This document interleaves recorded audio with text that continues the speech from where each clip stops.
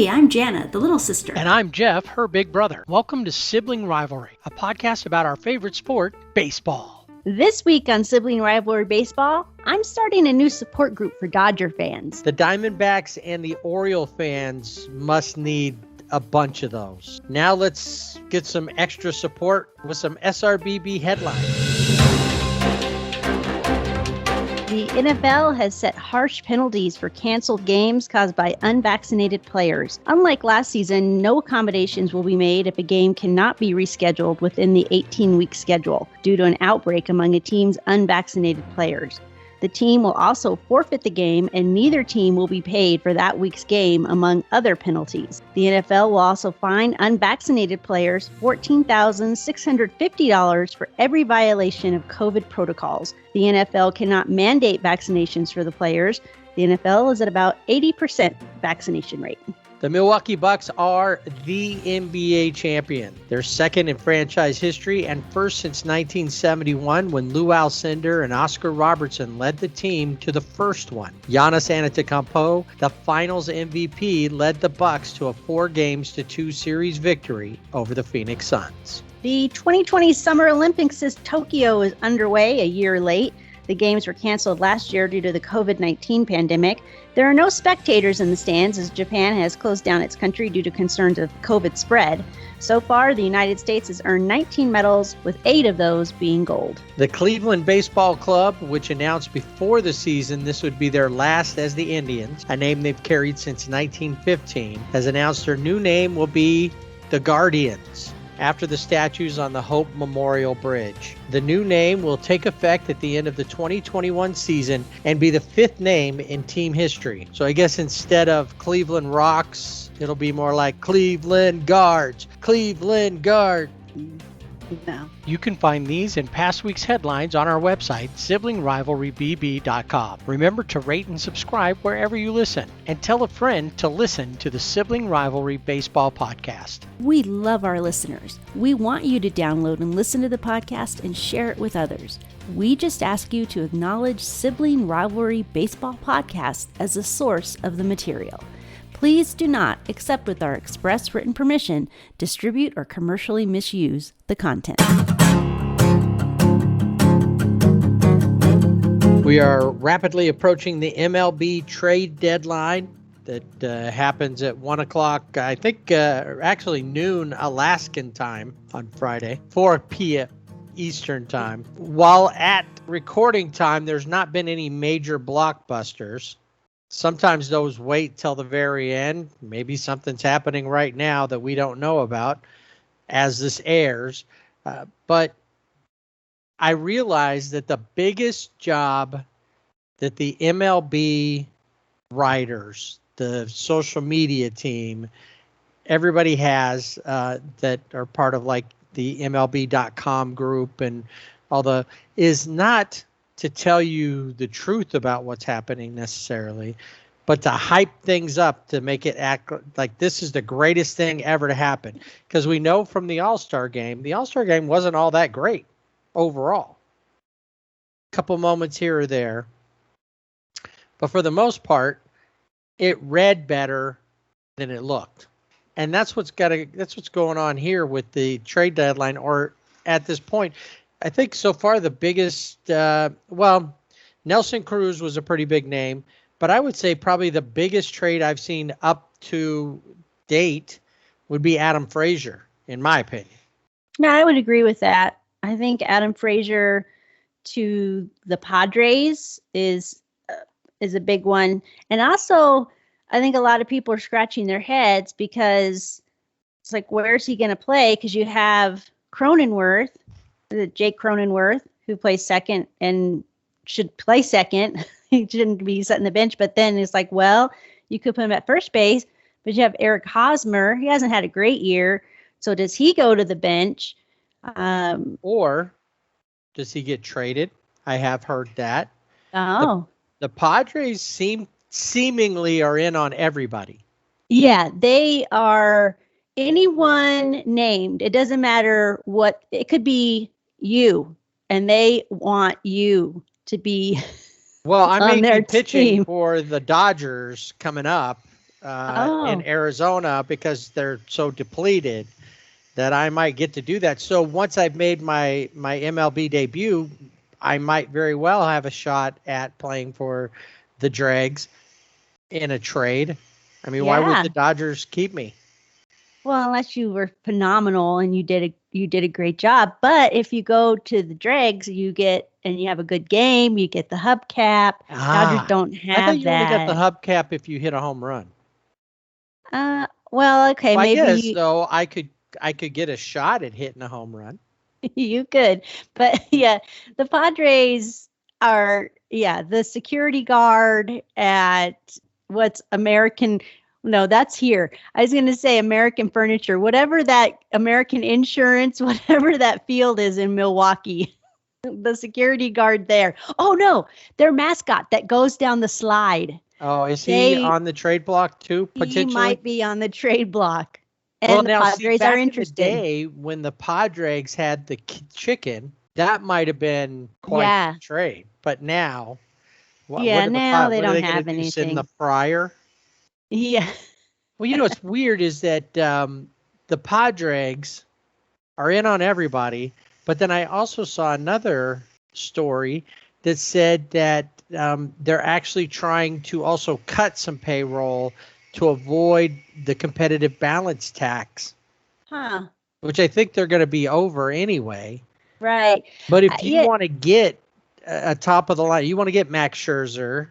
I guess for Max Scherzer, though, you're only going to pay him whatever he's due the rest of the season, and you don't have to re-sign him. He's a rent. Yeah, that's true. Well, and the Padres were even interested in Nelson Cruz.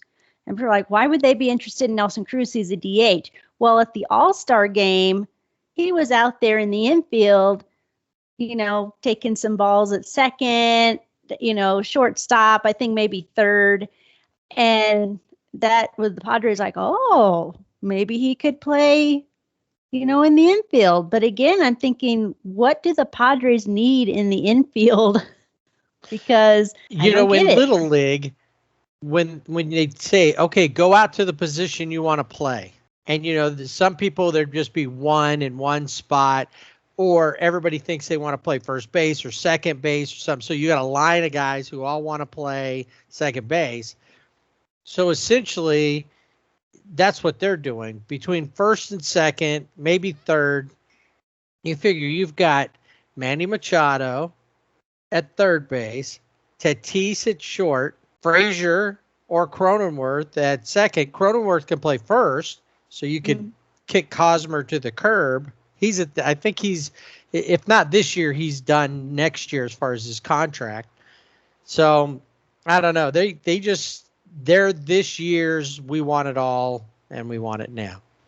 Well, again, I mean, they were kind of that way before, but they're in on everybody. But also, they're the National League. They want everybody.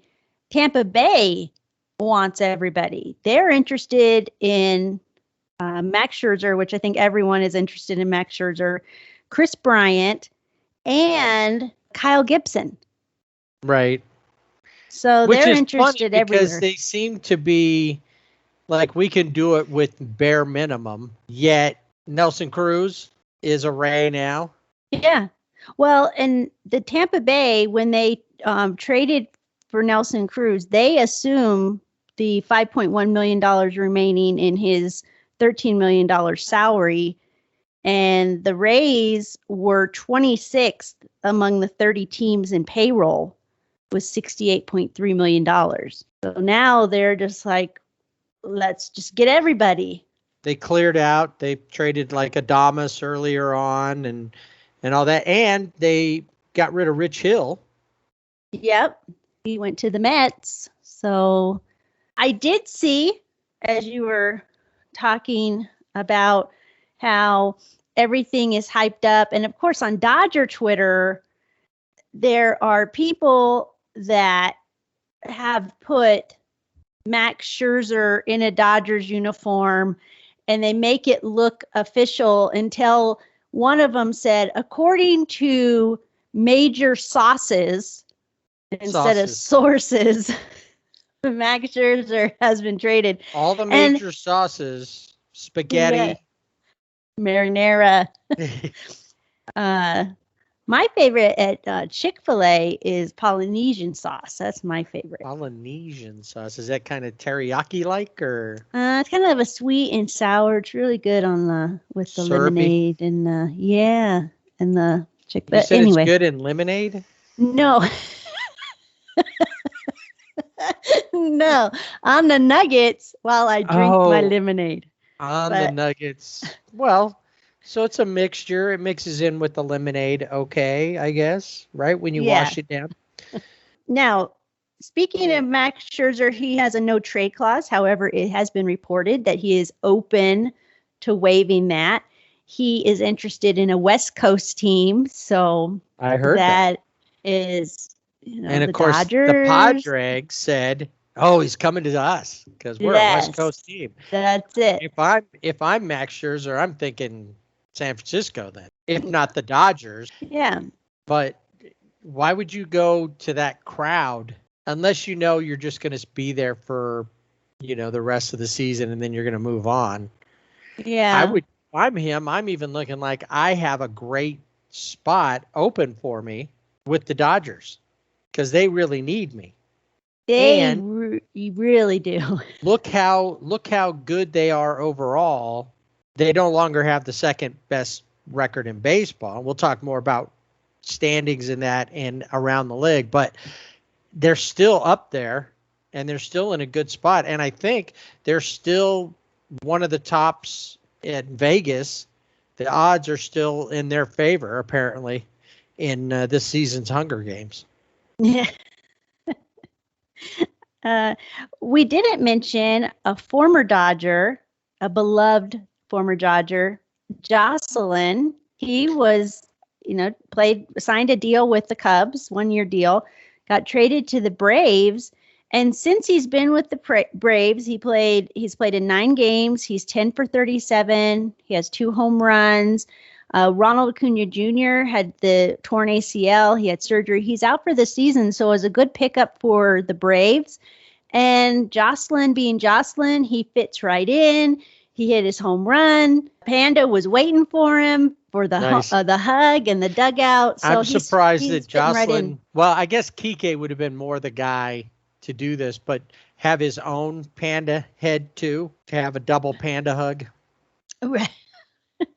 Panda hug is very similar and not as cheesy as the Tio Alberto hug that all of the players get in the dugout for the Dodgers. So he doesn't need a panda head. He doesn't need a panda head. Nope.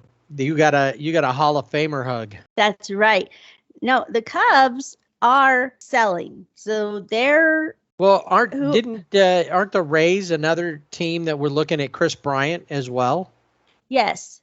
And I just saw this morning the Red Sox have been asking about Anthony Rizzo. So lots of things out there. Will any of it come to fruition? We have no idea, but it's fun to. The speculation is fun. Yeah. The thing is that how many of these things will really happen? How many of these teams that we see as sellers will actually sell? It's like anybody coming after certain players on certain teams. It's like the Orioles have said they'll shop Trey Mancini, but if you want John Means or Cedric Mullins, you better knock us off our feet with your deal.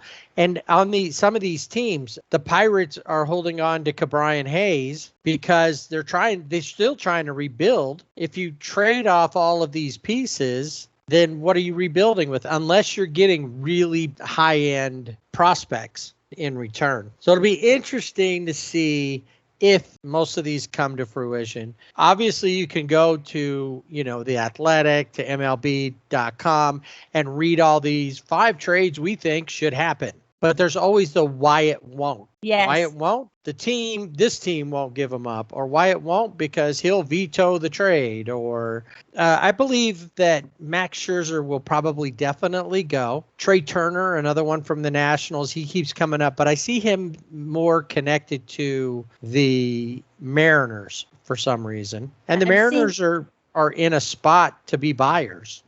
Yeah, and the Nats, I just saw this too, is they are willing to trade anyone but Juan Soto. But I bet you if the right deal came along, Juan Soto is a Padre. Yeah, and another name to be probably out goes, who plays out there? Who would I'd boot out of there? Trent Grisham. That would be my give him the boot.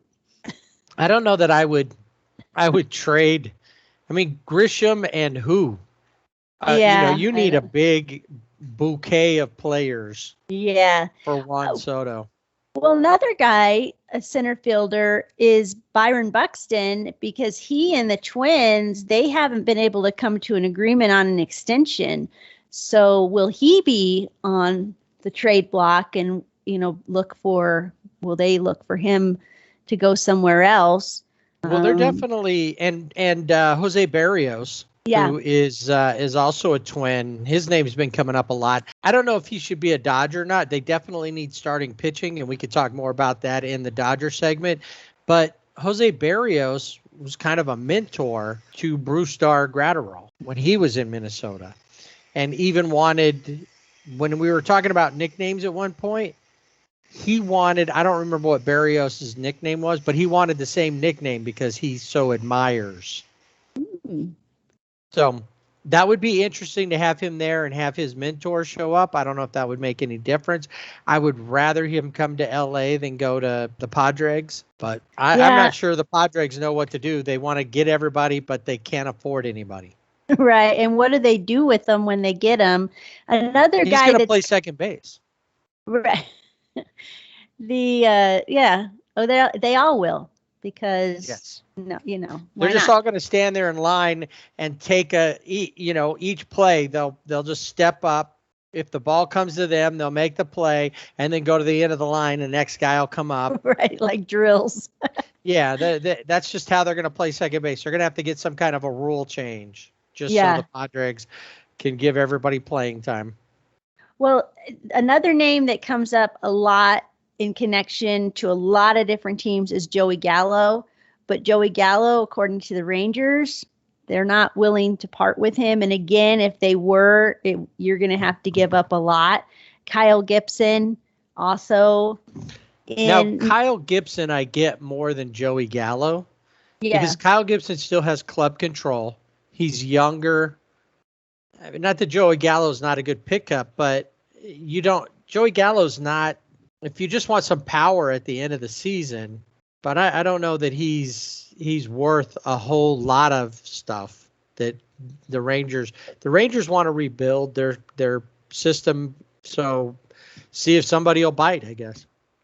Yeah. And the Cubs, looking at the Cubs, just thinking about, they have the same thing with Kyle Hendricks. They're saying, you can, they've got people interested in other players, but Kyle Hendricks has shown up on we're not trading him. I think Javier Baez, I don't know if they are currently, or if they will start maybe extension talks with him, since he'll be a free agent. Will he sign? What's going to happen there? The Cubs did trade the left-handed reliever Andrew Chafin to the A's. So that was one of the trades that happened. The A's needed relief pitching. So, right. Yeah, not everybody's going to be high end on these trades. Sometimes you just need an average or slightly above average arm to move forward. Speaking of arms, just a quick update. True outage for Trevor Bauer. He's probably going to be extended a little bit longer on this administrative leave. A lot of people I've seen are like in comments on stories and that. And I'm tired of the LA papers about Trevor Bauer. Oh, they should have never signed him in the first place. They shouldn't do that. And to be honest. Most of these guys all said that at the time. Why did you do this? But regardless, everybody thought that he was, even us, we thought, well, he's talking the talk. He seems to be walking the walk. Give him a break. Now, whether this is something he did because he's just loony and just went overboard, he's immature, I know that much. But there's a lot of things going on with this whole thing with Trevor Bauer. And the woman has, because of the things that have come up, and we don't know the full truth of everything. We don't even know that Trevor Bauer actually is the one who assaulted her. She went all the way back to San Diego. So who knows what happened? Maybe she got up with somebody else. Either way, Trevor Bauer's, he probably needs to be done, if not period, but definitely as a Dodger, and maybe a few years away, and then a shot later on at redemption, I guess. I don't know. Yeah, it's a hard one because you don't know.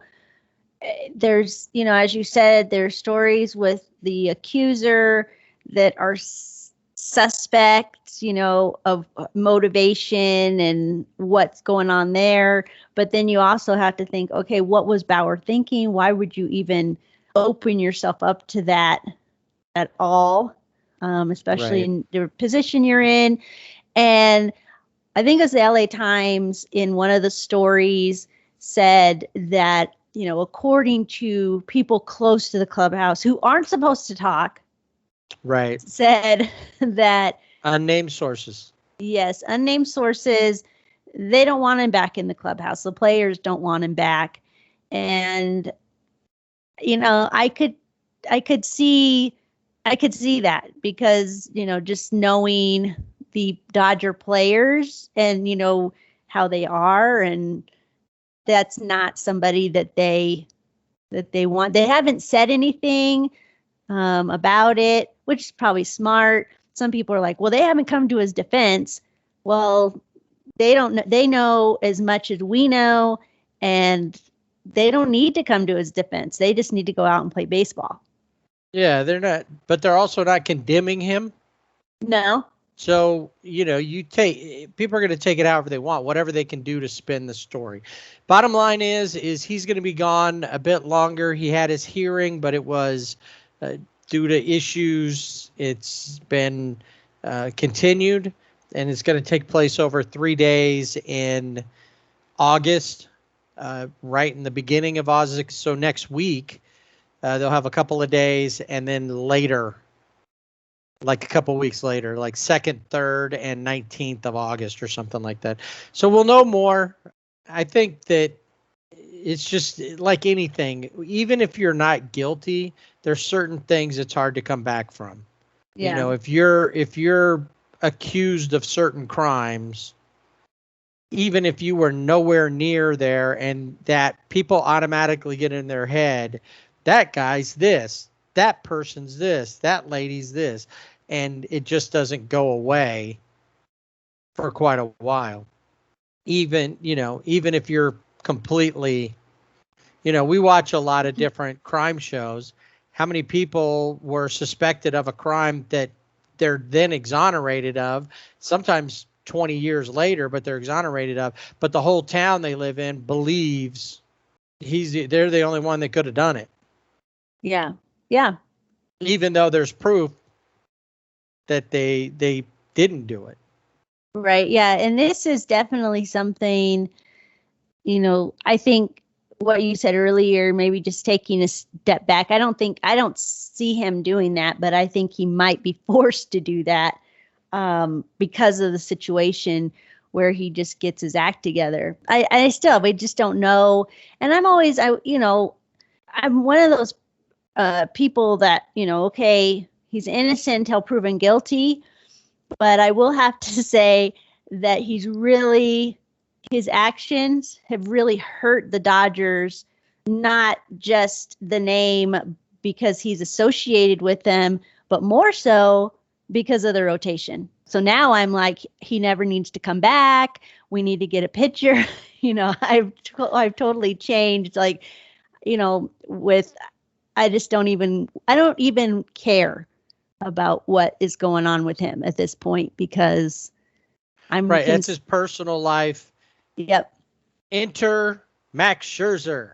Yeah, exactly. He looked really good in Dodger blue. It's time for Dodger baseball. All of the talk about the Dodgers issues always comes back to, yeah, but they have the second best record in baseball. And as we mentioned earlier, that's no longer true. The hated Asterix have a better record. So what will fix the ails? When we start looking through, and we look even this last week, we start looking through a lot of the issues with the problems weren't the starters. The starters looked pretty good. It all happened with the bullpen, and we'll get to Kinley in a little bit.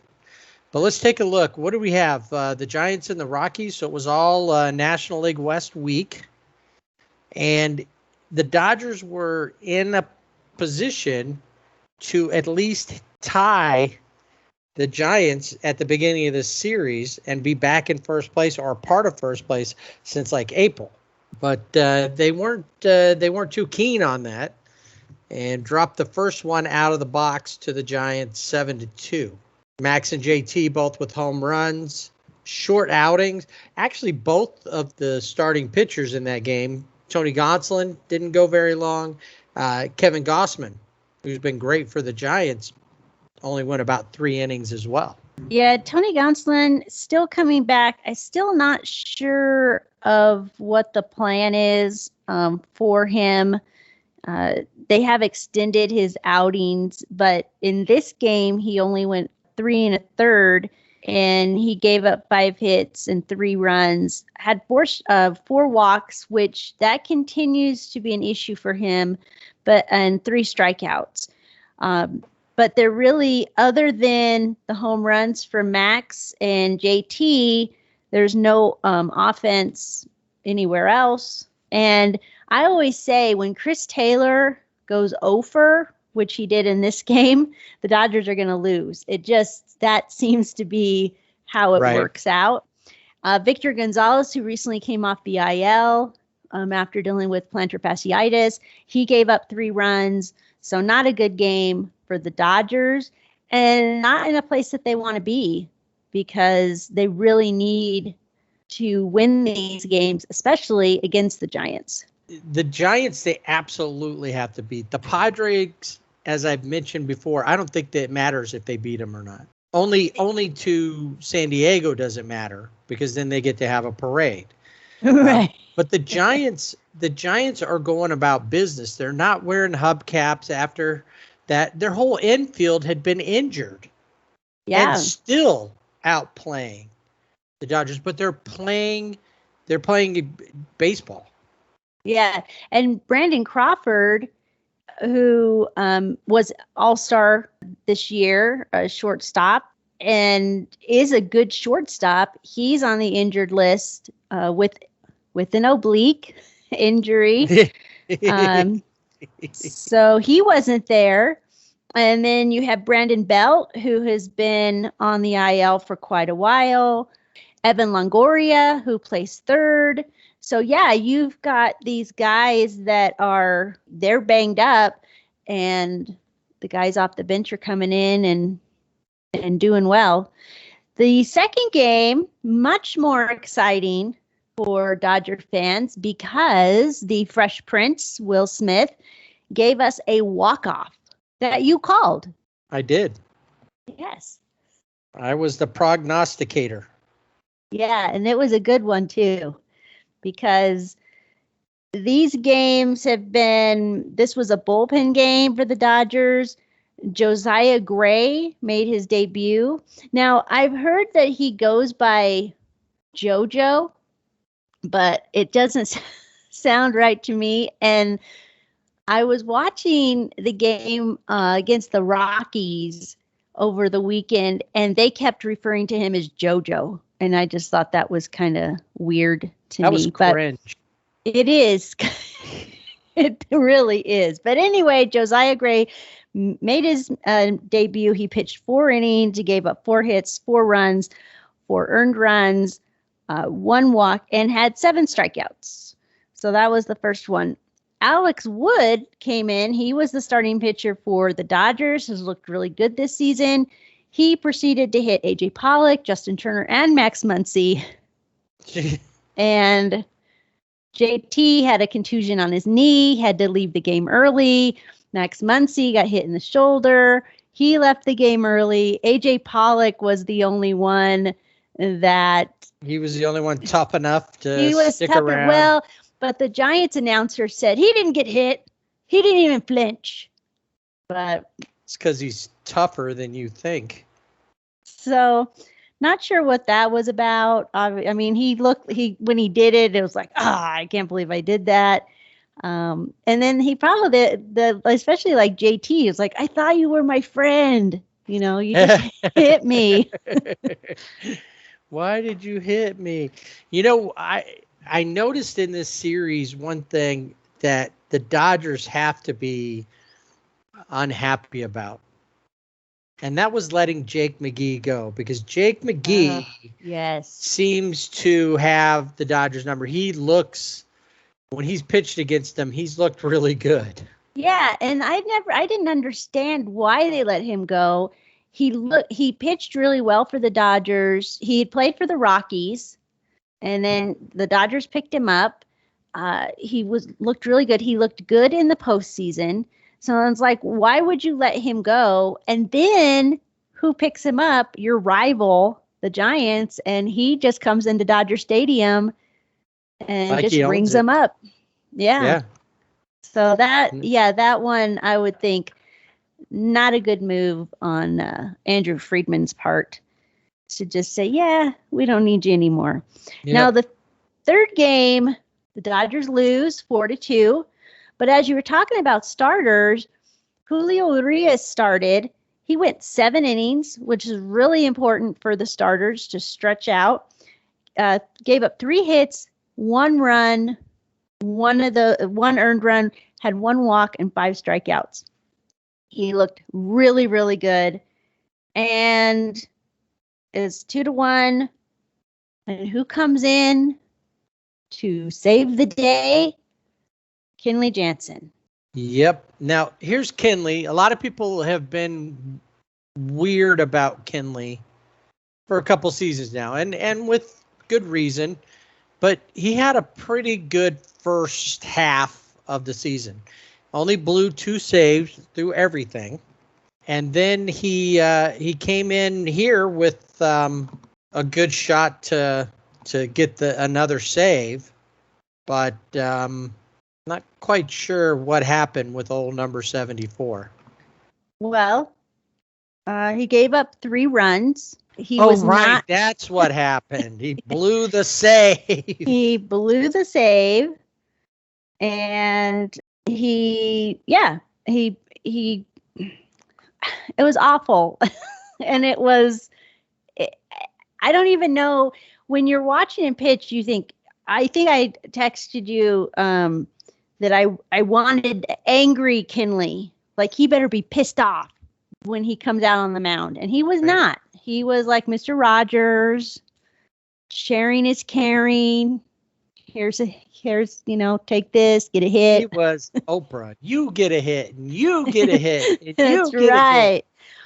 And finally, Dave Roberts pulls him from the game or from the inning, and he is promptly booed by Dodger Stadium. Now, this has happened before. It's not like it's never happened. I'm not saying he should be used to it, but it's happened before. But that Dave set Roberts, off a firestorm of conversation. Yeah. Local LA radio, sports talk, everywhere. Dave Roberts said something. People were all upset because of the booing. Yeah. I had someone ask me, is that like something that's just done in baseball? Like, you see it a lot in baseball. And I don't normally boo, and I don't know that I would boo Kenley Jansen as he comes off. Maybe in my mind. I might. I might. Well, but I yeah, don't you're know that I would frustrated do with it. that, and Yeah. you and see this guy who you see the good parts, but then you've also been seeing the deterioration of things. yeah, I think it was more, as you said, it was frustration. It's not that they don't like Kenley Jansen, Dodger fans. I mean, he's a Dodger. I mean, he's homegrown, but when you see that, and it's like, not again. Come on, you've been so good, and then he, gives up the game. And that's, yeah. And you can imagine the frustration. Yeah, a lot of people, and I get this. I'm not a booer either. I watch the game. I cheer for the players. If I'm mad, I might say, "Come on, Kenley, what are you thinking?" or whatever. Right. But I'm not going to boo them. I'm not above being critical of any of them. But if I'm critical of someone in this situation, Kenley, yes, because something's going on, but he's got to figure that out.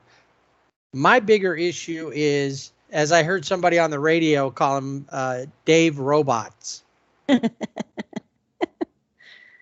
Yeah. And that's been, and he's always my issue. Dave Roberts is my issue when it comes to this. And do I have issue with Friedman and his staff upstairs who send a lot of this stuff down? Robots is an implementer. He's not really a manager. I don't care what the team says. They tell him what to do. And then maybe he has some leeway. And the problem with working the numbers all the time is if you go strictly by the numbers aren't always going to work out because there is a human element to this game. Just look at the umpires. There's a human element, but and the biggest part of the human element is not being willing to admit you were wrong. Well, that will undermine the whole thing. Well, Roberts isn't. I'm going to keep going back to Kenley. Yeah, he's the closer. He's it, and I get from one side of it, you're trying to give him the confidence, let him know we still believe in you, but in any place, if you're not getting your job done right somewhere, after a couple of mess ups on a job site, they're going to stop letting you run the crane. Right. Yeah. You don't get to run the backhoe anymore. These kind of things you're not going to get to do. We're no longer letting you close the big multi-million-dollar deal. Well, that's kind of what's going on. Can Kenley do it? Yes, but we've seen that Kenley now has limitations he didn't have before. And he can't pitch every day. A lot of the ideas I keep hearing was go get Kimbrel and then split it up between the two of them. Let Kenley needs a couple of days in between. He's not an everyday closer. Well, apparently Dave needs to be closing more games. Right. Well, and that was the question on this game is Trinan had come in the 8th inning. Great inning. Why didn't they send him back out to close out the 9th? Because that's not what Andrew Friedman said. That's not what the numbers said. That's not part of the script. But then they bring in, who was it? I think it was Phil Bickford. And he, he ends the game, but then they still lose because they couldn't. It didn't matter. But maybe they should have brought Skip in earlier. Right. That's the question I always have is why are they making these decisions and going to people or to players that they know probably aren't going to live up to it, because we saw that happen again in game number 4. Yes. You had Walker Buehler, who was outstanding. 7 1/3 innings. I think he could have gone 8 innings. Right. But he probably could have gone more. He only gave up 1 run on 5 hits. So he had a good outing again. 9 strikeouts. See, this is where we go back to things like in stats like wins and losses. He's in line for a win, until somebody else comes in and blows it. Kenley Jansen. Yeah. Yes. And here's the thing. The Dodgers were up, what, 5 or 5-2? 3-1. I mean, 3-1. 3-1. That's right. I don't know why I was looking at the final score. Yeah. And I couldn't get my math right. So they're up 3-1. That should have been enough to hold on to. Yet, and once again, because of all the booing and the big deal that happened the night before, and doubling down on that he's my guy, Kenley gets marched right back out there. And every time Kenley comes out, Oral Hershiser says almost the same thing. We'll know if he's on if these things, and he's got a list. His velocity is from 92 to 96. This pitch is breaking, or he's locating this pitch. And he's right, almost without fail. If those things aren't in place, Kenley's off, and robots should know that and let him face his 3 and get him out. It was, I think, one of the most frustrating games I've seen. The Dodgers are up 3-1. Then it was 3-2. And then it was 3-3. And Didn't he walk home the go-ahead run? I think, they gave up a home run, loaded the bases. It was just a mess. And again, Doc is like, all right, I put him in because he needs to get back out there. And I don't like it when people boo. Well, guess what? They did again. Well, they and they were all booed. cheering for him. Yes. And Everyone then, was cheering.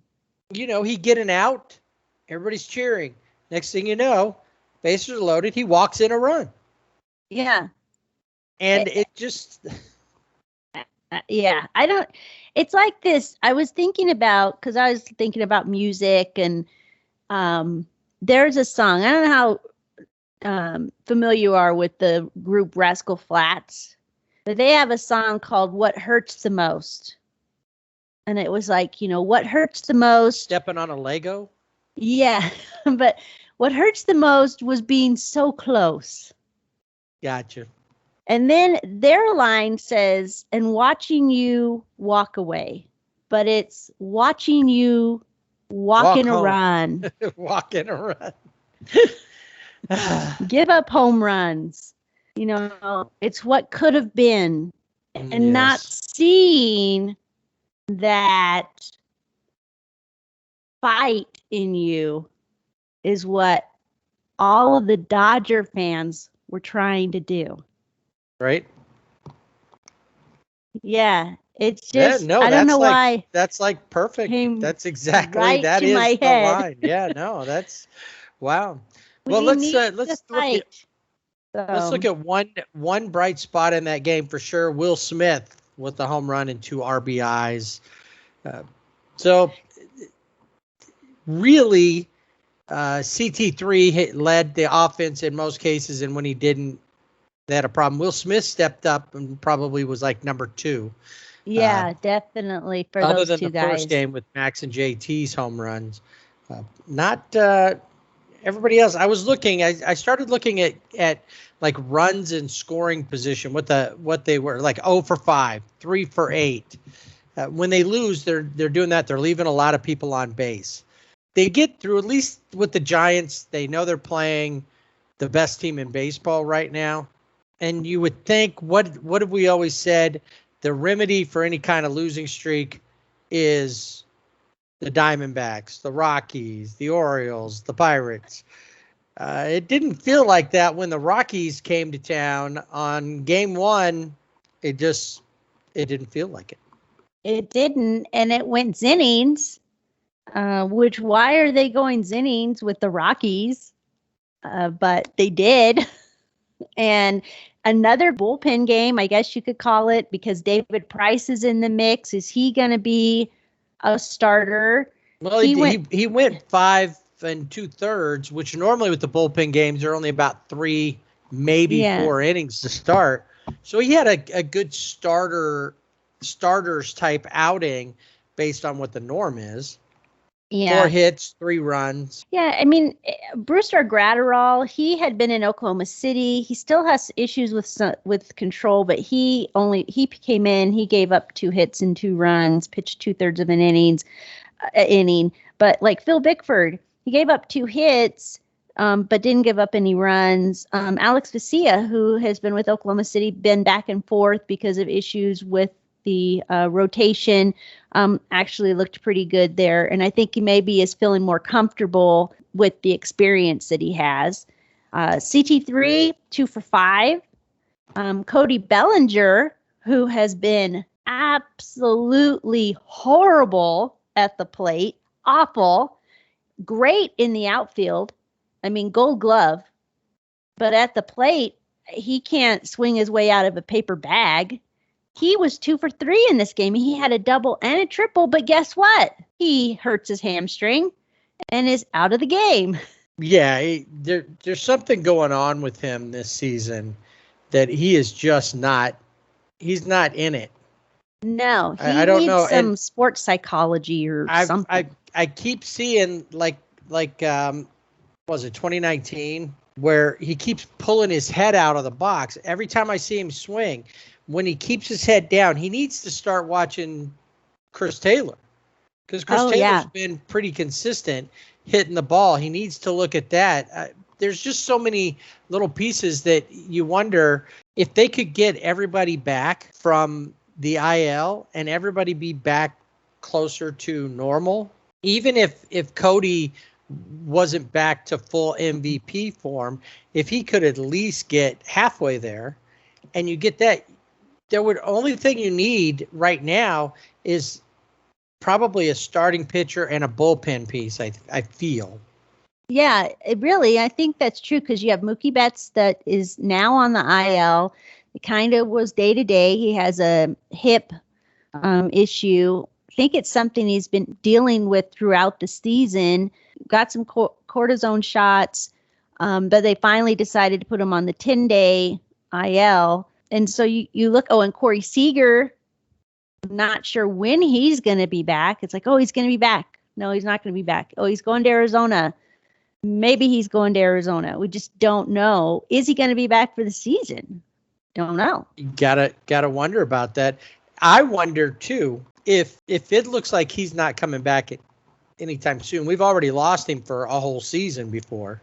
Yeah. Is this a time that maybe you look? I know they would probably say, let's pencil in Gavin Lux, who's also on the IL, with the hamstring, into the shortstop spot. But I'm wondering, don't you think about maybe going after Trey Turner? You put him into that spot, you let Corey walk, and you still have another year or two with Trey Turner before he's a free agent. He's been pretty solid, and as much as I like Corey was great last year, and he's been great in the past. He's just become injury prone, and we spend more time without him. Yeah, we have spent more time without him, and yeah, you start thinking, okay, where can we put somebody? And Trey Turner would be a good fit. And it's funny because you know how much I am a Gavin Lux fan. Sorry, I had a. Oh, I know. Didn't I see you wearing a jersey when we were chatting the other day? The Gavin Lux, because you number 9 is your number. It is my number, so I just put duct tape over the Lux. The Lux no, part. But when you have Sheldon Noisy out there, and now I think he was playing second, but I was thinking to myself, oh, it would be so great if Gavin was here. When is Gavin coming back? Because I didn't get that too. That's another thing with Dave Roberts, is not just the Kenley Jansen or, the bullpen and how that's managed. But I'm thinking in this game, which the Dodgers lost 9-6 in 10 innings, why is Sheldon Noisy out there when you have Zach McKinstry on the bench? Or, why are we playing these different pieces with some, and I just don't get it. Script.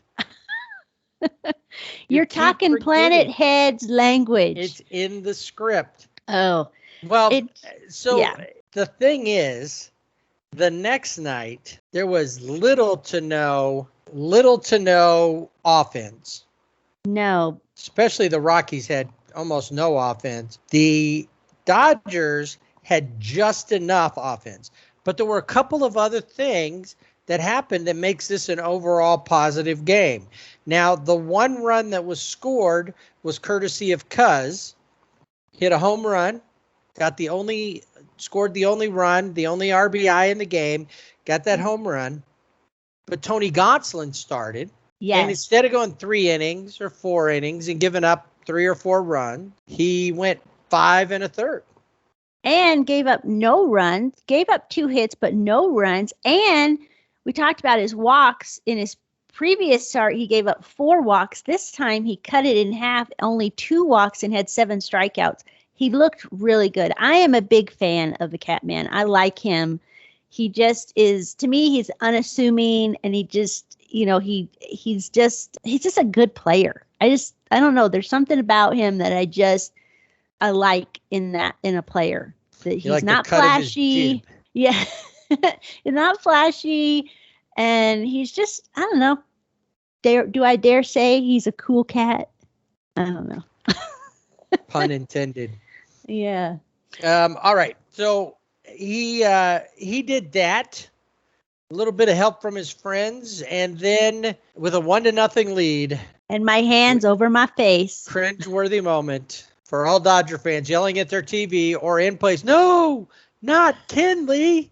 But something different happened. Yes, he got his 22nd save of the season. He was on point. He was the Kenley that we know and love. And again, this is funny because even in the stands, there was a little kid who was doing like this, Catholic. So he's like doing the sign of the cross when Kenley came out. But they needed that because he ended up getting that. And it was good for all him. Denominations. Yes. Doing whatever they had to do. Yeah. But it was funny. That was a funny, they panned over the audience, and there's this, he looked like he was like 13. And he was doing that. Well, and Oral went through the whole thing again. If he does this, and for the most part, he had all those things working. Yeah. And he got that. The thing is, though, he only blew 2 saves in the first 90 games. And coming out of it, he had 3 blown saves. Yeah. And and the thing about the All-Star game is that he wasn't selected to go to the All-Star game. Part of that was because the All-Star game, you have to have a representative from every team, and you were going to have an abundance of Dodgers on the team. Walker Buehler, Chris Taylor, Max Muncy, Justin Turner ended up being there. So you had to kind of limit that. And he was offended that he was not part of that. And then for someone who was offended, I would expect to be out there. Well, now you come out and you show everybody why you should have been on there. Right. But he did the exact opposite. Oh, you don't pick me? Well, fine. I'll just blow the game. And yeah. That's not how he sounds. He's got an accent. He's from Curaçao. Yes. But it was great to see that he got the save. And it was good. It was one of my favorite pictures, a couple of them. Tio Albert giving him a big hug, and JT pulling on his beard, like, hey. Oh yeah, I did see that. Hey, you did it. I saw both of those right there at the end of the game. It's like, all right, good, you're back in there. That's what we wanted to see. Yeah. So that helped, and they're not really good in one-run games. They are not. They have a losing record, so that helped with that. Maybe give them a little confidence. Of course, whenever Austin goes big, I'm always happy to see that happen. Me too. And that kind of led them into the next night, the final game of the set, where they were able to pick up a win and a series victory, 3-2. Of course, who basically motivated him, moved him forward? Mr. Taylor or Yes. Chris Taylor or CT3, however you want to refer to him. A double, 2 home runs. That was his 3 hits, so pretty impressive. Now, technically, Will Smith hit the game winner. It wasn't a walk-off, but his home run that he hit basically was the run that ended up holding on and won. A.J. Pollock grabbed a double, and we saw JoJo Gray on the mound again. This time it looked a What did he lot throw, better. like 4 innings? Yeah, 4 innings, 3 hits, 2 runs, 4 walks. Struck out 6? Yep, and gave up a home run. So better inning for him. Went the same distance, but again, I think it's all about confidence and just feeling more comfortable facing, who you're facing. Now, some of these guys, like on the Rockies, one of the guys that stands out to me who was playing center field, he's a call-up from the Isotopes here in Albuquerque, Sam Hilliard. And Sam Hilliard likes Dodger Stadium. He's hit like 6 home runs there. But that would be somebody that JoJo Gray has seen before. And so some of these guys, he's got some more familiarity with. And one of the reasons also that I think it was they loaded the bases because they intentionally walked Sam Hilliard because of that familiarity between the two. But then the next batter, Gray struck out. So it was a good move on their part. So that was good. Skip Bickford grabs the win in that. And then Joe Kelly with the save. Jose, Joseph, whatever he is now. Yeah, his first save of the season. He has looked consistent. And I think maybe something, and this is just me spitballing, but maybe something that helped him. He's always been kind of a big personality, and he is completely compared to Trevor Bauer. He doesn't have anywhere near that bravado that Trevor Bauer does. And I wonder if that kind of calmed him down. He still has his moments, but it's not like, and when you look at him now, instead of being ticked off at him, you're like, oh, he's kind of funny. At least he's not Trevor Bauer. Yeah. Right. Yeah, I like Joe Kelly. He's a lot of fun. And yeah, you've got, Joseph Kelly, who I guess the angry guy on the mound. And then you have Jose. Which now Jose works for him because it does fit. He does have, I believe his mother is Hispanic, or I believe she's from Mexico, so she's Mexican. And so he's got the half of that Latin blood going on in there. And another funny thing, it was Jay Gray versus Jay Gray in this game. John Gray pitched for the Rockies. He threw 5 innings, only gave up 2 runs. Well, I want to go back to game 2 where Cuz had that home run. Kyle Freeland was on the mound for the Rockies, and he looked so good. Only mistake he made was the home run to Cuz. So if the Rockies would trade with the Dodgers, I'd totally say get Kyle Freeland. Now, the Rockies probably do not want to let him go, but Gonsolin went 5.1, but Freeland went like 7. 7, yeah. And so he and had he gotten some offense, had Chuck Nasty there hit a home run or something, or Nolan Arenado's cousin would have done something. Yeah, oh, Josh Fuentes. Yeah, I know his name. I just, until he's an all-star, he's Nolan Arenado's cousin. Which I think he was like 0 for 4. Yeah, he didn't look good. So I know that the Rocky fans or in general are like, oh, we're keeping the better cousin. Yeah, you're just trying to make yourself feel better about everything. Right. All right. Well, before we get to our player of the week, Dodgers have more NL West. They got the Giants, and they will be in San Francisco. Follow that up with a trip down to the Diamondbacks. I'll be in Arizona on Thursday to start getting ready for my start on Friday versus the D-backs. And I'm glad I get the D-backs because I would have hated to have to go against a better team in my pitching debut. And also, we need to mention congratulations to Max Muncy and his wife Kelly on the birth of their daughter Sophie Kate Muncy, who was born on the 23rd of July. So hopefully that girl dad power will be unleashed in San Francisco. All right, player of the week. It's a hard one to not go. You had to really fight your way around to not pick one particular player. But it was possible. There were some other good... It's possible, but did I go that way? No.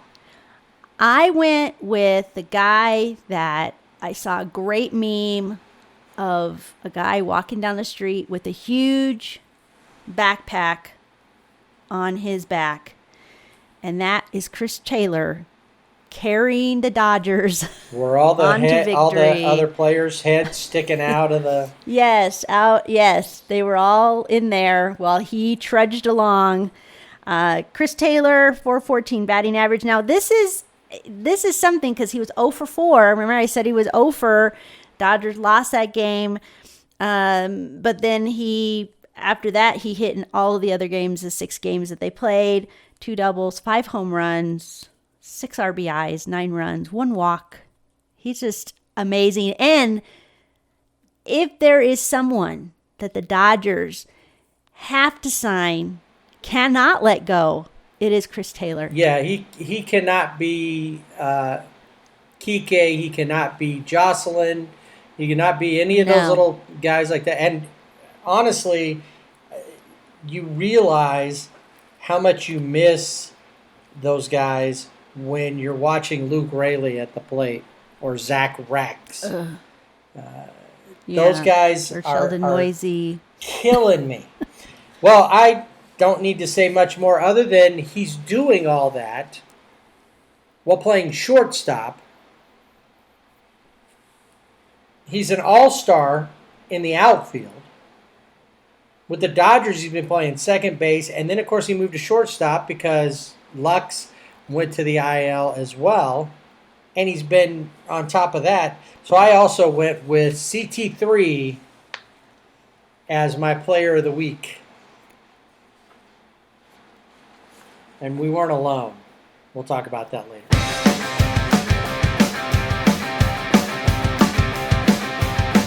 Well, we got to thank the Dodgers for at least having some excitement and some things going on, because the Angels should be the most exciting team in baseball, even without Mike Trout.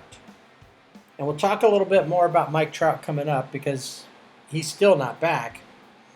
But with Shohei Ohtani, who you would have thought won the Home Run Derby and won the All-Star game all by himself, by the way the things. And he was an exciting player to watch. He enjoyed it, but there's not a lot of excitement. And since the All-Star break, and a lot of people are going to, when you hear the numbers later on, a lot of people are going to say, that doesn't sound like a slump. But for Shohei, it's kind of been a slump. But as usual, they played 6 games in the week, and they were 500. They started off up in Oakland, and on the good side of that, this is the last time they have to go to Oakland. Yay!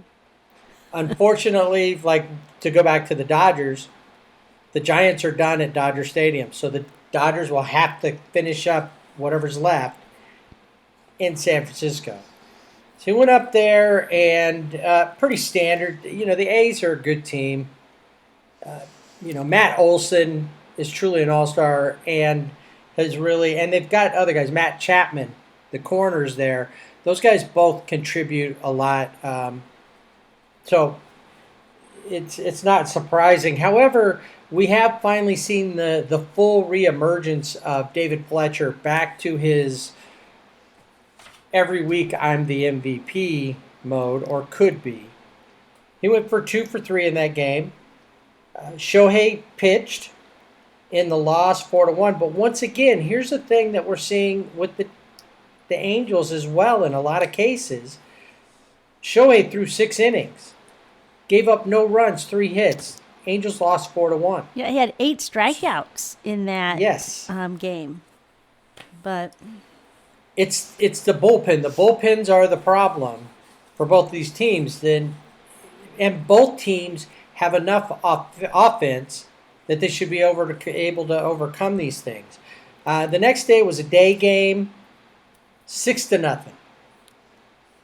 And before I get too into that, I forgot, I wanted to bring up Brandon Marsh, who is the Angels version of Charlie Blackmon's got the long hair and the beard, kind of looks like that mountain man guy. He went 3 for 4 with an RBI in that first game versus Oakland. He and Joe Adell are buddies. But what we've seen is Joe Adell was supposed to be the bigger prospect. And Joe Adell came up just trying to be like, this game is easy to me. I got no problem. He has defensive problems. He still has defensive problems. That's why he's not up. He's hitting well in Salt Lake and wherever else they travel to. He's doing well batting-wise, but he still has issues playing the outfield. Brandon Marsh came up and said, this is a chance for me to do something. And here's a guy, too. You know, his dad's been along the trail with him for a while, and his dad died a few months ago. He's doing this without the support system that he had in place, and a couple of things that were issues, some injuries that he's been dealing with. He comes up. I mean, he's not playing, you know, he's not like come up and hit 400 and 10 home runs already. But he's showing he's hustling. Showed his speed in one game where he got a double out of what should have just been a single, and then scored on a single. We'll talk about that coming up. But he's shown that he's somebody that maybe they need to consider keeping up and not worry about Joe Adell.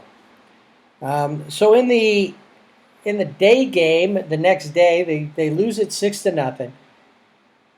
They're 0 for 9 with runners in scoring position. They had 7 hits in the game, but couldn't score any runs. Left 10 on base.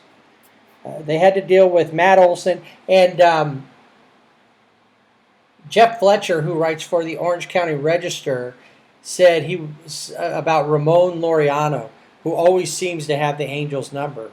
He said it was in another game where he didn't really do anything. He said surprising that Ramon Laureano didn't hear his name today. Normally he has 3 hits and 2 at bats. A lot of people thought he messed up and wrote it wrong, but he was trying to make a point that Ramon Laureano really plays well against the Angels. Jose Suarez came out, not a bad outing overall. 5 2/3, 3 hits, gave up 4 runs. But overall fairly solid, and you need him to go 5-6 innings. You need all your starters to go that far because you just can't count on Steve Cishek.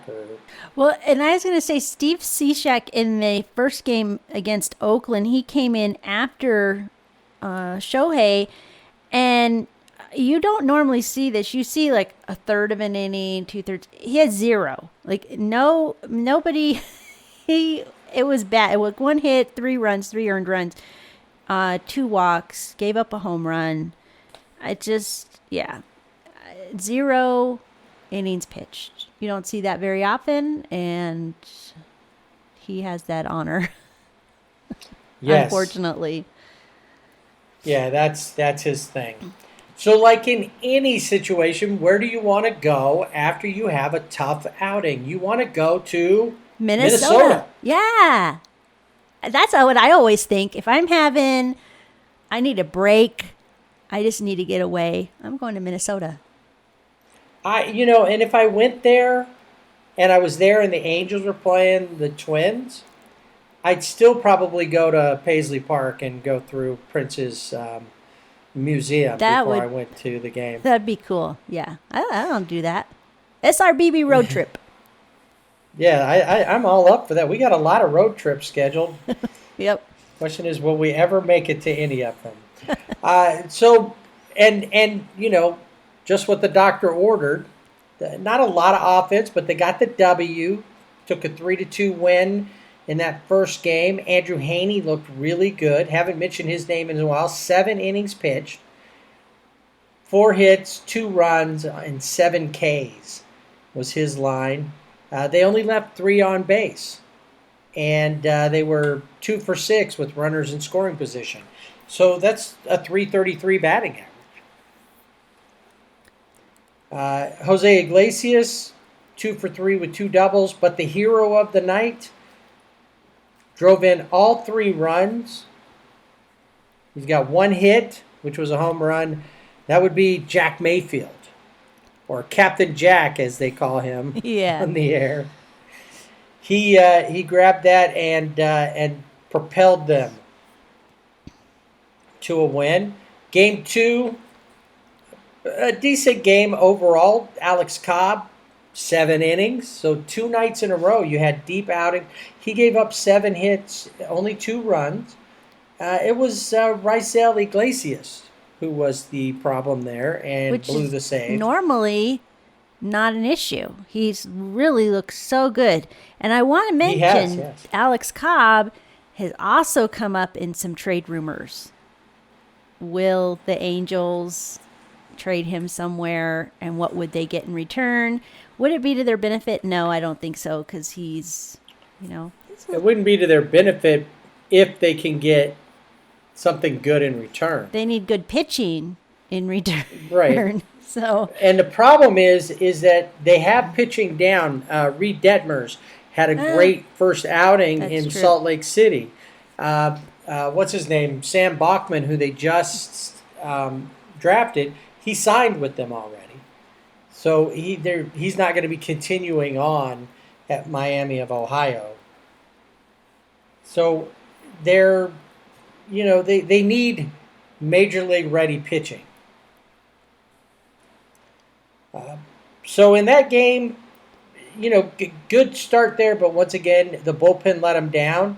They had 10 hits, got those 4 runs. They left 8 on base, and once again, in the loss, they were 2 for 4 with runners in scoring position.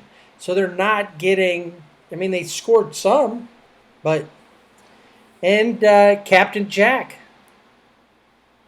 another home run. Back-to-back games with home runs. Unfortunately, this time in a loss, Brandon Marsh went 1 for 4. Now, the big game of the week, of this series anyway, involved Patrick Sandoval, who had been an issue for a long time for the Angels, but he's been every outing. He seems to be getting better. And not a lot of offense. The game was low scoring, 2-1 affair. They got the W, but not because of Shohei going 2 for 4, because he didn't drive in any runs. No, Patrick Sandoval took a no-hitter into the 9th inning. Yeah. Pitched 8 1/3.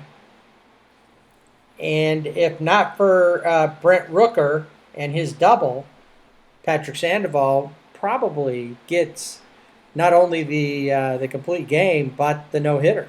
Yeah.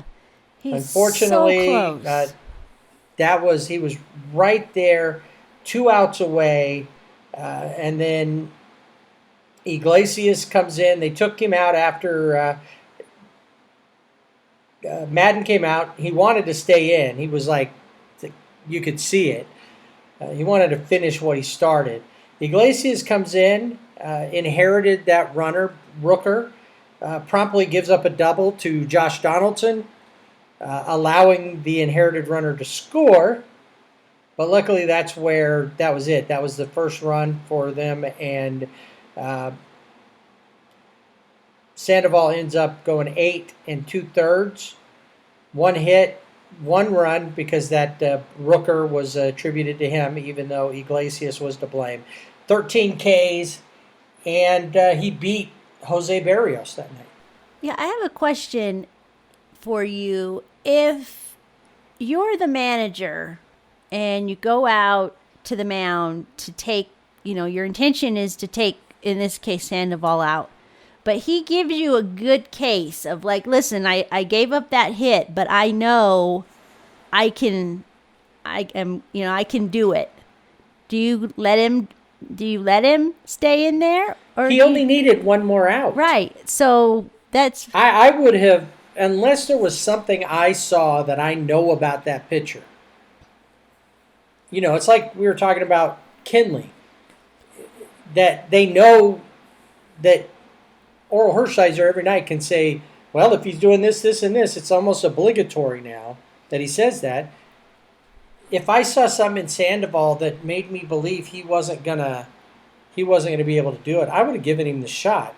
And at that moment, if the next thing happens, obviously if he gives up a home run, then you're like, man, what was I thinking? But if he gets the out, he gets the complete game, he's done it. If not, then you bring in Iglesias or whomever. Yeah, I always wonder about that because I think at that point it wasn't like he gave it up first thing and then gave up a hit right after another one. It looked like he's lost it now. He had 2 outs in the inning. Yeah, let him get the third out. Well, it's the same thing. I was thinking back to Walker Buehler in his game where he went 7 1/3. He gave up a hit and Robots comes out and gets him, and he had that look on his face like, okay, I'll go, but I'm pretty sure he's thinking, I can get these outs, I can do it. So you wonder sometimes why some pitchers are left out there and they're continually giving hits, and then you have other pitchers that might give up a hit, but they've got, they already have an out to let them right the ship. But I guess, again, it goes back to numbers and all of that stuff. Right. So the finale, the Sunday game, Game 4, Brandon Marsh. This is the game I was talking about earlier, where we saw him and the hustle and, getting to second base, stretching that single into a double, scoring on what he could have stopped at third. They felt good enough about it that third base coach Butterfield sent him, and he was trucking. He was not slowing down. He would not be stopped. He went 1 for 3, scored 2 runs, had RBI. Max Stassi with a home run in that game. Shohei hit number 35 in that game as well. And then Captain Jack back at it again with a double and RBI, went 1 for 3. Another great outing pitching-wise. So we had Haney go 7. This is just in this series. Cobb go 7. Sandoval go 8 2/3. And Jaime Barria, who they just called up from Salt Lake City, the spot start here, who's been up before. This isn't like a new thing. He went 7 innings as well. So that's good given the bullpen a break. 4 hits, 2 runs, gave up 2 home runs. So at the beginning, it looked a little shaky, but he calmed down and controlled him. He only struck out 4. C-Shack came in, didn't screw anything up, and then followed up by Watson, who closed it all out for Jaime, and they got the 6-2 victory. So they went 3-3 on the week. As I mentioned before, Shohei off to kind of a slumping start coming out of the All-Star game. Let's take a look at the Shohei slump in Shohei Spotlight.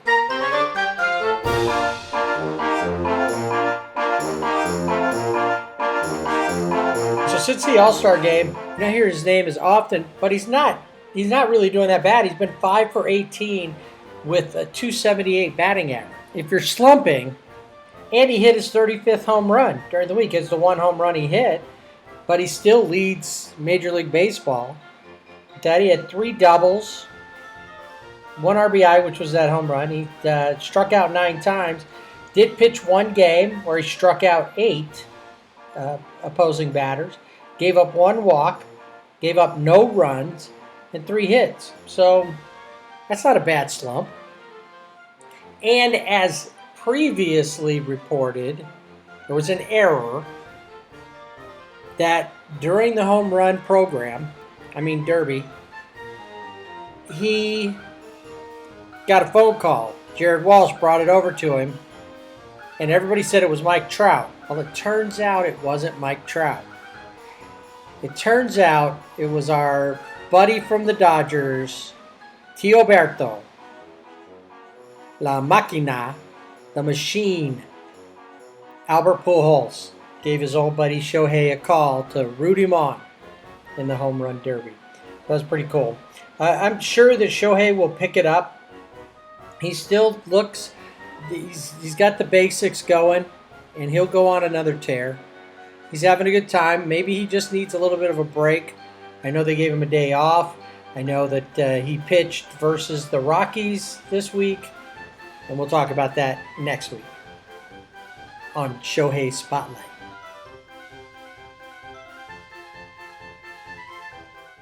All right, the Angels they're kind of having like the Dodgers week where they're just kind of playing the same teams over and over again. In this case, they get to play the Rockies. So Charlie Blackmon and Brandon Marsh can look in a mirror at each other. Yeah. They could. It would be like the Simpsons episode where Milhouse, who is from Springfield, meets a little boy, also, I believe his name is Milhouse, from Shelbyville, their rival city. And they meet each other. And they look alike. I mean, they're looking at each other like in a mirror. And Nelson says, "Now I know what it's like when doves cry." Yes, that's... And that could be the moment for Charlie Blackmon and Brandon Marsh. They could have that moment. They could. Or not even realize it. Right. Could just be oblivious. They have the Rockies, like we said, and then the A's will be coming to town. So it's just the same old thing. At least they got the Twins in there. But now, like, Oakland will only come to Anaheim because the Angels are done there. So they got the Rockies, and then, of course, they'll have to play the Rockies in Denver coming up to complete that series. This week, let's take a look at our player of the week. Who you got? So I could have gone with David Fletcher because he's player of the week, every game, for the most part. But I went with I went with Brandon Marsh. No, I went with Brandon Marsh. I like his vibe. I'm a big fan of Charlie Blackmon, so he's got that vibe going. And I really like, you made mention about how he's friends with Joe Adele and the difference in attitude between these guys. But he made some plays. Not every game did he get a hit, but it was a good debut for him. So I just went with Brandon Marsh. I like him. That's not bad. I considered him as well. I mean, he hit 231 on the week, 6 for 26. Played 7 games, had 2 doubles. But the hustle really showed me what was there. But something just held me back from making Brandon Marsh because I believe he'll get his if he continues to play like he is. This guy, I don't know how many more chances he's going to have to do this, especially after Anthony Rendon comes back. That's Jack Mayfield. Captain Jack, he had a great week, 4 for 15, batting .267, back-to-back home run games, 5 RBIs and a double. He really contributed to the wins, and he even contributed in that one loss versus the Twins, which they shouldn't have lost. Thank you, Rysel. So Jack Mayfield is this week's Player of the Week for me. And then, of course, you went with Brandon Marsh. I liked the Jack Mayfield pick. I also considered him, almost thought maybe co-Players of the Week, but... I considered that too. But, yeah, I think good picks on both ends there. Real quick before we bail out on this segment, no idea what's going on with Mike Trout. He's still feeling some issues with the injury area. So he's supposed to be continuing on. He's not started any kind of rehab start or anything like that. He's supposed to have seen the doctor. They're supposed to go through everything. So we'll have more update on that coming soon. No idea as well what's going on with Tony Rendon. Not close to a rehab start from what I understand. And Mike Trout is, whatever he did it really good, injury-wise to his calf. He does it 100% or he doesn't do it, right? But he did catch a really big fish when he was in Minnesota, so he had time to fish. Right, they had him there. He was taking batting practice. He was doing some drills, but then there's just still that issue. And they said there's no pain necessarily, but so hopefully he'll come back soon. The irony would be if he ends up being out for the season for some reason and the Angels somehow put it together and go to the playoffs. Even though he would get to be there, he wouldn't get to play if he's out for the season.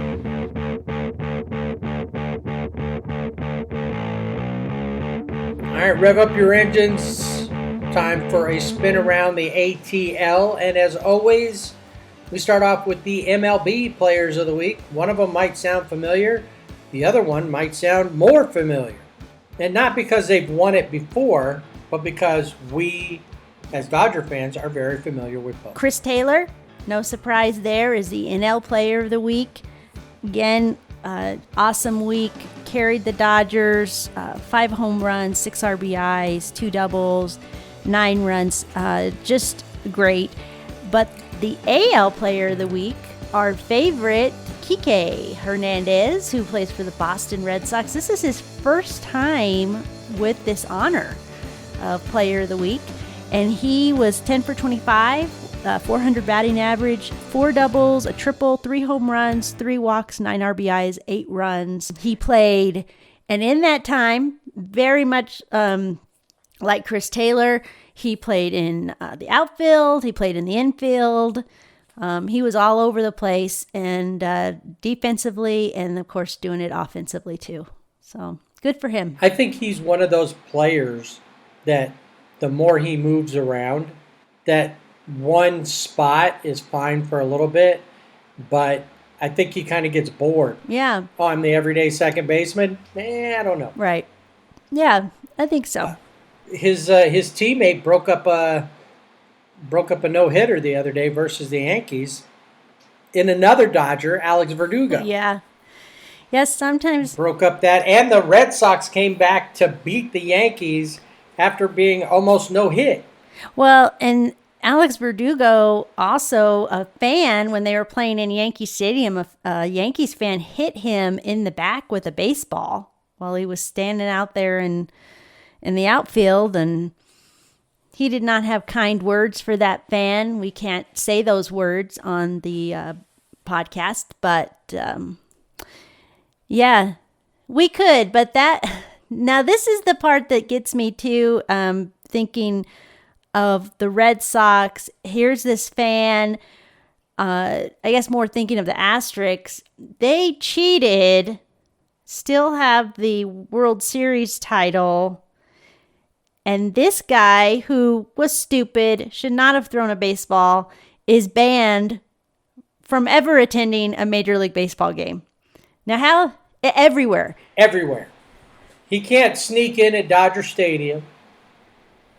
or Petco or even he can't. Oakland Coliseum. Yeah, and a lot of people were like, "How is this going to work? Do they have his picture up at all of the, on the? If you see this guy, don't let him in." I'm not sure how that's going to work, but yeah, it's good though to see former Dodgers, especially guys that we like Kike, and really I liked Alex, doing good in Boston. When you were talking about Jocelyn earlier, he had number one. He's wearing number 22 for his buddy Clayton Kershaw, and then he had a 4 RBI game, went 4 for 6 versus the Phillies, I believe it was.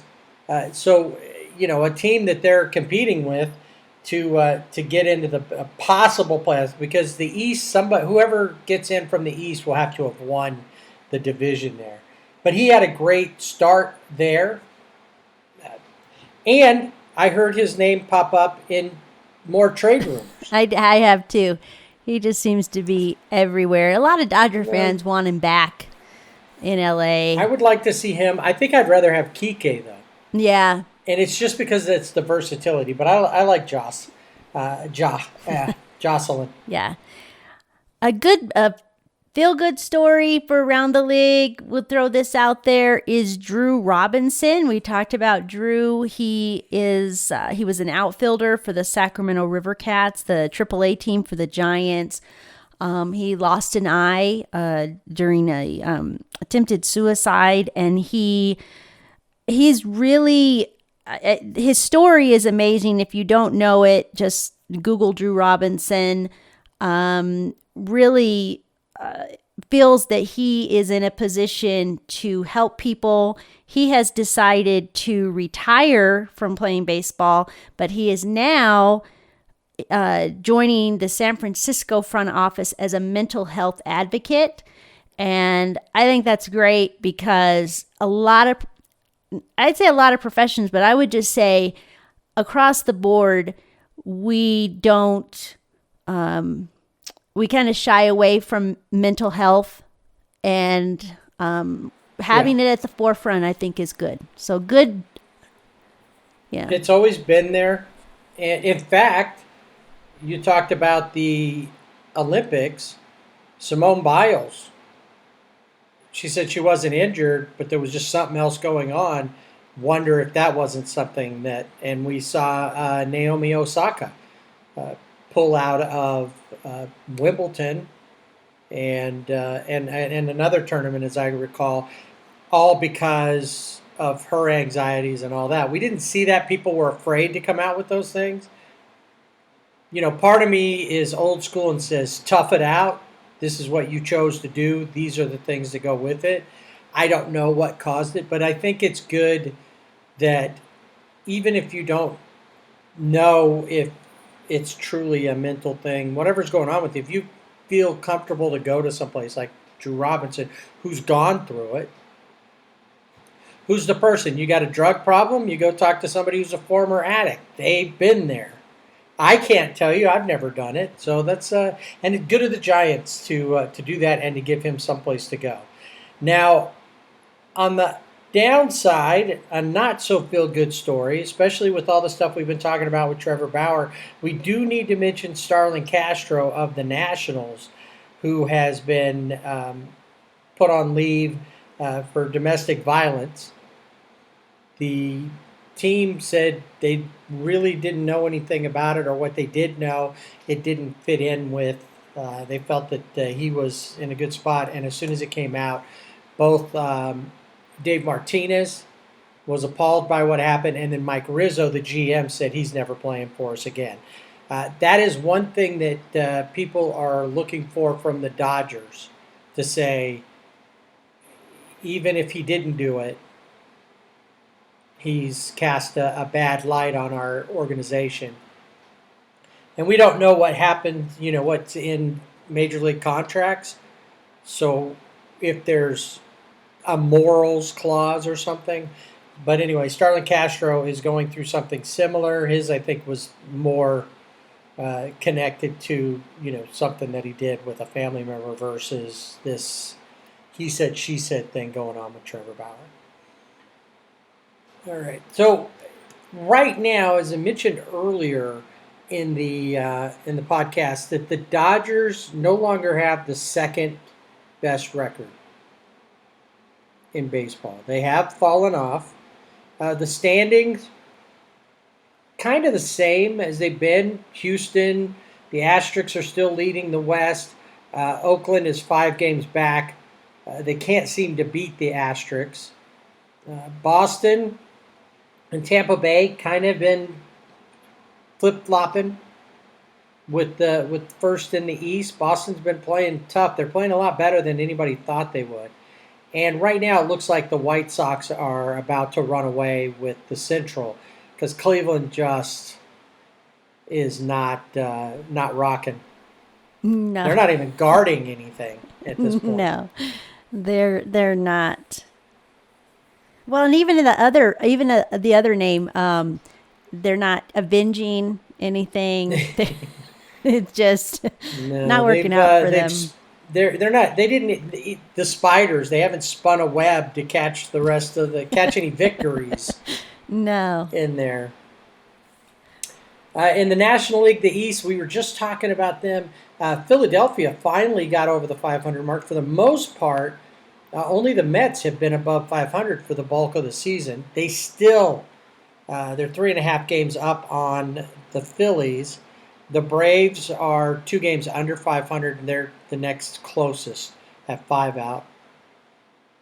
And Miami hasn't started a fade yet, but they might, especially if they end up trading off like Marte, has been rumored that he might go. They've got a couple of young pitchers that might be a good pickup for somebody, but I don't know if they're ready to give them up in their quasi-rebuild. The Brewers, they seem to also be kind of pulling away from things. Cincinnati's in second place, and they're 7 games back. St. Louis is at 500, playing the middle. And, of course, the Cubs have started to fade, and Pittsburgh's never really been there. And then, of course, in the West, the Dodgers are only 2 games back. They still have a pretty good record. They're 21 games over 500 and just one win short of what the Giants have. But they're 2 games back, and they need to make their move. The Padres, they're 14 over 500. The Rockies and Arizona are both pretty much out of it. The Rockies could probably go on some kind of a major run and beat everybody in the West and maybe have a chance, but the Diamondbacks are done. Just like the Orioles are. Both of them over 25 games out. And the Rangers, also in the West, are that as well. So the question is, we're more than halfway through the season. We're getting to a point where we're at about 100 games played, 101 in some cases. And so 62 games left. We're into the final stretch, really. And, will anybody be a surprise? All right, before we spin the wheel, do have one thing I want to bring up real quick. Probably you heard about it, the shooting outside of Nationals Park. 3 people were injured, happened in the bottom of the 6th at the game. They had all the fans shelter in place. Dave Martinez thought it was happening above the third base dugout, the way the echoes and everything came through. The Padres players actually sheltered fans who were scared, didn't know where to go, took them into the dugout and helped them shelter there. So that was pretty cool. I think everybody was freaked out, and I know Fernando Tatis Jr. tweeted out at one point that he hoped all was safe, that everyone was safe, and prayers and God's blessings for everything was his tweet. Definitely one of those moments that you don't expect Yeah, that was a really unfortunate event for the Nationals and the Padres, and the fans who were there, because they, like you said, they didn't know, was it inside the stadium, where was it coming from. They found out later it was 2 cars that were involved in a shootout. There were 3 bystanders who were injured, non-life-threatening injuries. I will say, having lived in that area, when Nationals Park was built, it's in Southeast DC. Southeast DC has always been crime-ridden. It's right there on the Anacostia River.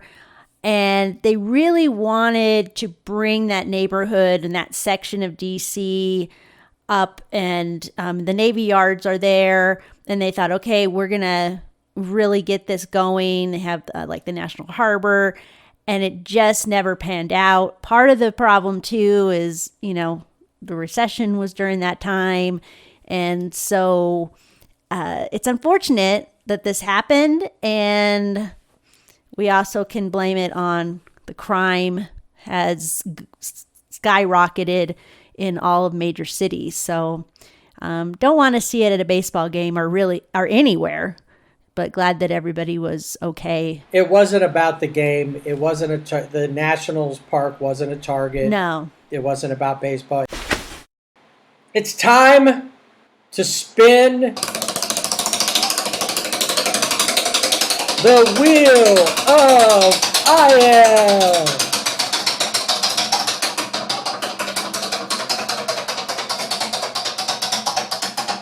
So our big dollar IL, if you're thinking about the wheel, and it's really not great for him, but we all remember Detroit Spencer Turnbull, who had a no-hitter. He is out for the season and probably next season with Tommy John surgery. He had been on the IL previous with some arm issues, and unfortunately for him, it's Tommy John surgery. So not good for him. Not sure about the Tigers, but hope that Spencer Turnbull has a speedy recovery and does well. The Reds, Nick Castellano, is on the 10-day IL with a wrist fracture after being hit by a pitch. Ouch!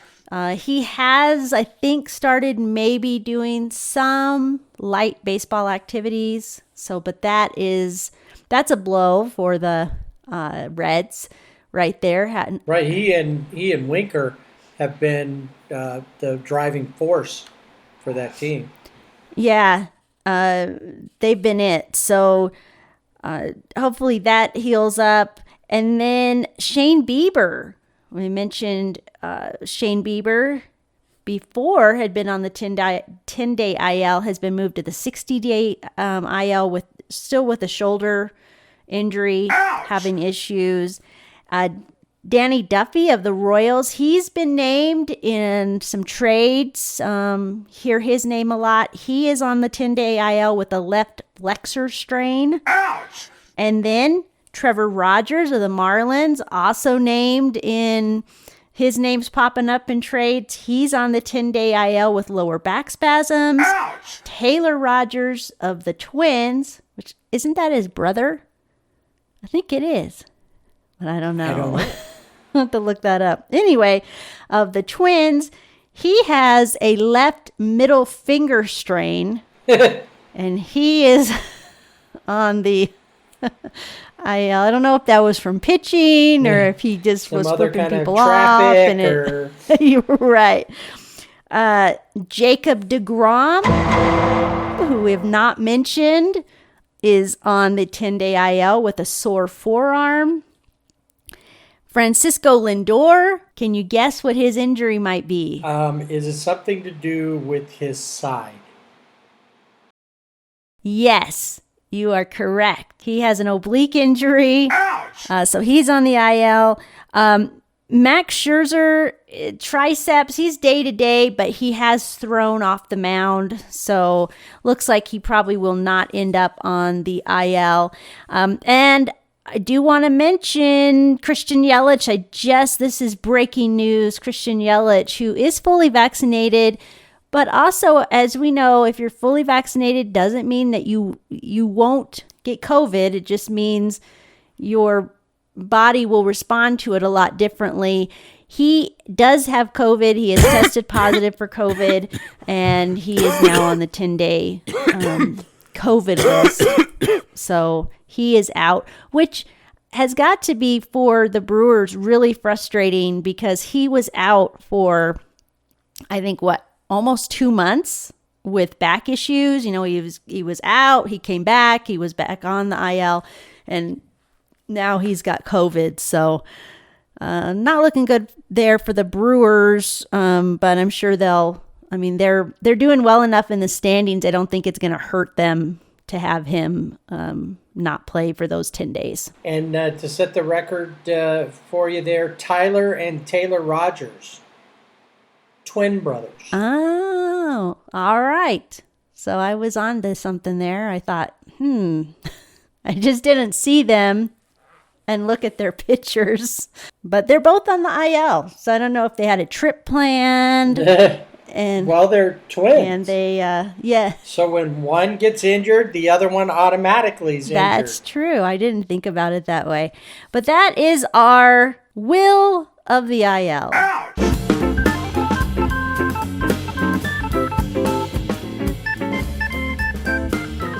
And that'll do it for this week's Sibling Rivalry Baseball podcast. Remember, you can find us on our website, siblingrivalrybb.com, and on Facebook and Instagram at Sibling Rivalry BB. We're also on Twitter at Sibling Rivalry BB without the A. Email us, show@siblingrivalrybb.com. We'd love to hear what you think, so subscribe and rate us wherever you listen to our podcast.